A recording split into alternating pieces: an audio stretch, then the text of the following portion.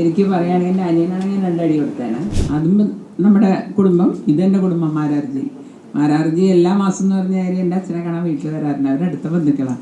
അപ്പം എന്താ പറയുക, ഒരു കുടുംബത്തിൽ മറ്റേ കുടുംബത്തിൽ വരുമ്പോൾ അവിടുത്തെ ചിട്ടകളും രീതികളും ഒത്തിരി വ്യത്യാസം ഉണ്ടാവും. അതനുസരിച്ച് ഞാൻ മുന്നോട്ട് പോകും. ഏതാ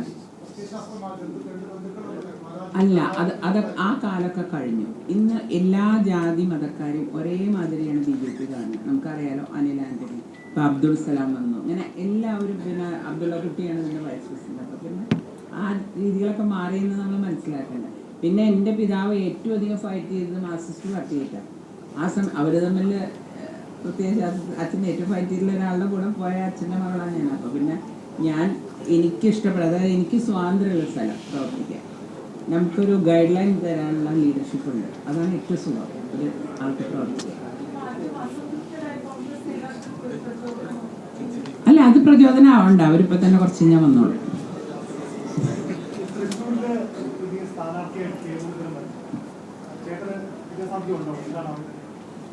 അല്ല, അങ്ങനെ ചേട്ടൻ എന്നുള്ള എനിക്ക് കാണാൻ ഞാൻ നേരത്തെ പറഞ്ഞു.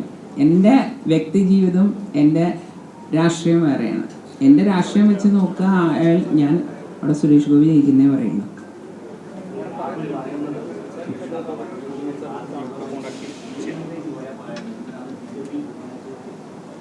അതിപ്പോൾ ആർക്കും എന്തെങ്ങനെ വിചാരിക്കുക, അത് മാസ്റ്റർ അങ്ങനെ വിചാരിക്കുന്നുണ്ടാവും. അയ്യോ, നേരത്തെ അറിഞ്ഞില്ലല്ലോ ഞങ്ങൾ, അത്രയേ ഉള്ളൂ. അല്ല, വലിയ കാര്യമൊന്നുമില്ല. ഇതെല്ലാം പോകുന്ന വ്യക്തിയുടെ ഒരു മനസ്സാണ്. കാരണം നമ്മളെ കൺട്രോൾ ചെയ്യേണ്ടത് നമ്മുടെ മനസ്സാണ്, അല്ലാണ്ട് ബാക്കിയുടെ നമ്മളെ കൺട്രോൾ ചെയ്യാൻ പറ്റില്ലല്ലോ. എനിക്ക് തോന്നിയത് ഇതാണ്.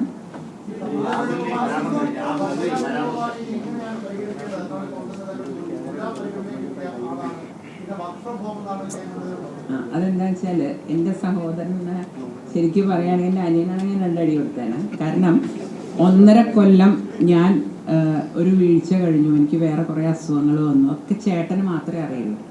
ആ ചേട്ടൻ അത് പറയരുത്. എന്നിട്ടും ഞാൻ സമയം കിട്ടാൻ ഹോസ്പിറ്റലിൽ നിന്ന് ഇറങ്ങുമ്പോൾ നേരെ ഓടും മീറ്റിങ്ങിന്. ഞാൻ അത്രയും ഒരു ഹെൽത്തിൽ ഒരു 1.5 കൊല്ലമായിട്ട് ഞാൻ ഭയങ്കര ഡൗൺ ആയിരുന്നു. ഇപ്പോൾ ഒരു 6 മാസമായിട്ടുള്ള ഞാൻ റിക്കവർ ചെയ്ത് വന്നു തുടങ്ങിയിട്ട്. അപ്പോൾ ഇതെല്ലാം അറിയുന്ന ആളത് പറയുന്നത് രാഷ്ട്രീയത്തിന് വേണ്ടിയിട്ടാണ്, വോട്ടിന് വേണ്ടിയിട്ട്, വേറെ ഒന്നും എന്ത് പരിഗണന. അതെ, പരിഗണന കിട്ടിയില്ല എന്നത് ശരിയാണ്. അതായത് കഴിഞ്ഞ അസംബ്ലി ഇലക്ഷൻ കഴിഞ്ഞപ്പോൾ ഞാൻ KPC വൈസ് പ്രസിഡൻ്റായിരുന്നു. ആ സമയത്ത് വലിയൊരു നേതാവിൻ്റെ അനുയായി എന്നെ ഏറ്റവും ദ്രോഹിച്ച ആളെ ഇലക്ഷൻ. അപ്പോൾ അയാൾക്ക് പൊസിഷൻ കൊടുക്കുന്നതിൽ ഞാൻ എതിർത്തു.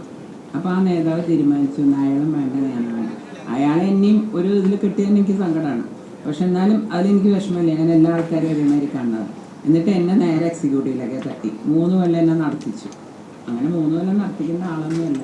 ഇതന്നെ എനിക്ക് കിട്ടിയത് എന്താണെന്നറിയാം, ഞാൻ ഇപ്പോൾ പാർട്ടി വിട്ടു ഒന്ന് പഠിപ്പിച്ചുകൊണ്ട്.